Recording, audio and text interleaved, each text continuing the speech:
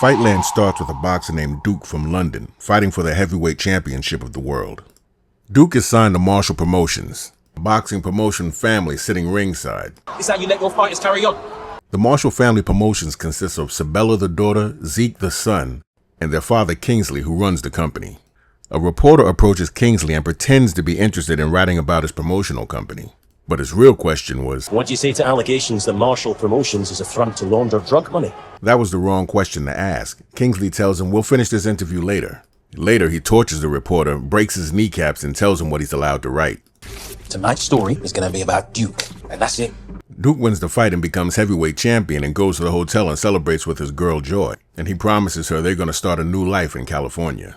The only problem is we find out at the after party that she's Kingsley's wife. Come on, man, you trying to start a new life with the man's wife? At the party, Kingsley and Duke have a heart-to-heart, and Kingsley tells him, you're like a son to me. He then talks to his brother and tries to find his friend Jay so they can have a private celebration on their own. His brother says he'll go find Jay, and Duke says he'll meet him in the parking garage. But when he gets to the parking garage, he gets jumped by two guys, and one of them starts smashing his hand with a hammer.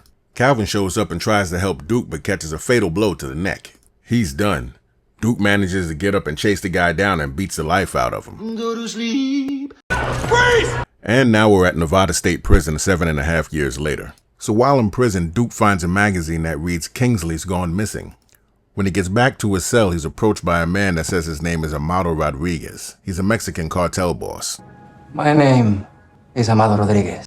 He says he's a man of great influence and can grant him something he desperately needs. I don't need anything from you, except to be left alone.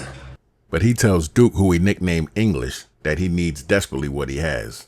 He then takes him to a cage holding the man that killed his brother, remember before with the hammer? The cartel boss opens up the cage and this guy starts copping pleas. He says, we were just meant to break your hands, that's all. But when Duke asks why, you were fucking Kingsley Marshall's wife. You see what I'm saying?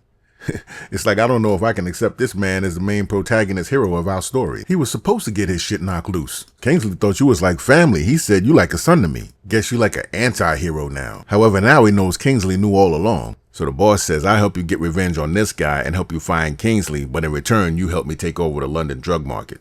He hands Duke a shank and says, once you do this, there's no turning back. So now we're 6 months later and we're in Duke's cell and he's still collecting articles that read Kingsley is still missing. As he's about to be released, the cartel boss leaves him a package. And now Duke is back in London where he meets his boy Jay that was supposed to be there that night when his brother was killed. Anyway, Jay tells him since Duke was locked up, he's been doing freelance collections around the city for loan sharks. He tells him Kingsley's still missing and that he's sorry that he wasn't there that night his brother was killed. Anyway, the building they're in front of is Gary Kilroy's boxing gym. That's Duke's father. The look on his face says he probably holds Duke responsible for his other son's death. What you mean? That's the spot to lay my head. So he takes him upstairs and gives him one of his empty rooms.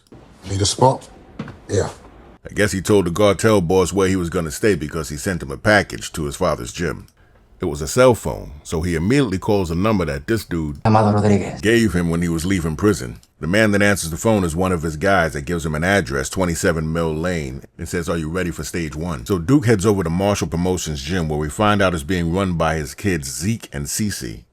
And we also learn that they're moving major product through their casinos and transporting it through their gambling machines. Welcome to the Marshall family. So the Marshalls are having a press conference about the upcoming fight. Duke walks in and is noticed by Cece. Maduka? Cece. It's Sabella, not Cece. She's real suspicious of him being there. Some of the dialogue in this show is a little, I'm as British as King Charles, nigga. Yeah, let's keep it moving. Why are you here, Duke? I was thinking maybe I could work for you and Zeke. So after a fight nearly breaks out at their press conference, Sabella goes to Simeon, their resident goofball, to get the girls on stage. Get the girls on. Oh, okay, I'm sorry. Have to highlight that because he's the resident dummy that can't seem to do anything right. So in order for Duke to get himself a job, he gets a reporter to ask them a question during the press conference. So the reporter asks Zeke if Duke is back in the fold working for Marshall Promotions. He sees Duke standing in the corner and has no choice but to say yes. Yeah, the Duke is back where he belongs in Marshall Promotion. That little stunt you pulled may have gone you through the door, but it's only because I say so. You work for me. Zeke tells him to show up for the open sparring session tomorrow. Later that night, Duke and Lazaro, the cartel boss's guy, they hit the Marshall's product transport and steal it. Duke gets shot in the arm in the process. Anyway, they knock everybody off and steal the product and then remove their masks before they leave the area like they seem to always do in these shows. Now let's keep in mind that Duke got shot in the arm during this process. We'll come back to that. So back at the Honeycomb hideout where they're formulating their plan to take down Kingsley's operation, Lazaro calls his boss in prison and lets him know everything went according to plan and they got the whole shipment, and that Duke did his job well.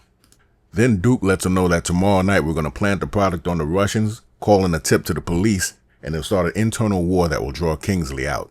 Later he goes to find Joy, Kingsley's wife, the woman he was having the affair with. Excuse me, you do rentals?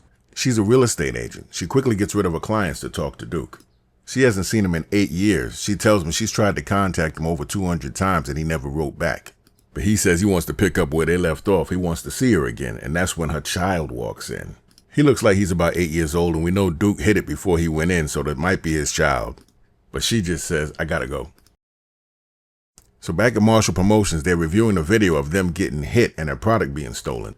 Especially the part where Duke gets hit in the arm. It looks like they got one of them. Not fucking good, that did. Something funny to you? So Zeke gets pissed. Hey, yo. I never got that goddamn pissed before. It must be a British thing. Funny now, huh? Looks like he kind of likes it, though. But she says to Simeon, weren't you supposed to put cameras around the front? Yeah, sorry, Hal. But Sabella's like, why do you even keep this dude around? We just lost $3 million. Later, Duke shows up at the gym to start working. Joy shows up also, but she's intercepted by Sabella and Zeke. I thought that was you. Been a minute since I seen you around the gym. Now remember from before, Duke got shot in the arm during the heist. This dunce cap is wearing the same clothes, the same jacket he got shot in. That doesn't make sense. So dumb, even the resident dummy notices it. Anyway, they're about to have a meeting with everybody that they usually supply their product to and let them know that there's been a hiccup because of the heist. So what the marshals decide to do is have everybody show up and collect these gift bags that have earpieces in them. And Duke takes one of the bags so he can listen into the meeting also. So as the meeting progresses, Duke realizes it's not the Russians that they have any problems with. They have problems with the Albanians. And this is mostly because they have absolutely no respect for the marshals. Now back at the Kilroy boxing gym where Duke is staying, Jay comes to pay him a visit, but he's not there. Duke's father tells him that he's been acting strange, getting mail from Mexico and writing down strange addresses. So he tells Duke's father, Gary, that he'll go check on the address. But back in the Marshall gym, Simeon is real suspicious of Duke because he saw the bullet hole in his jacket because he wore the same clothes that he wore during the heist. You stupid. So Simeon follows him back to the hideout. And back inside, Duke is telling Lazaro that they have to change the plan from planting it on the Russians to planting it on the Albanians. They'll believe it more because they have beef with them. So they decide to move forward with that plan tonight. So as Lazaro goes out back to get the equipment ready, Simeon walks in. Zeke and Cece were right not to trust you. That's when Duke grabs a knife, they fight, and he finishes off Simeon. Then to make things worse, Jay walks in.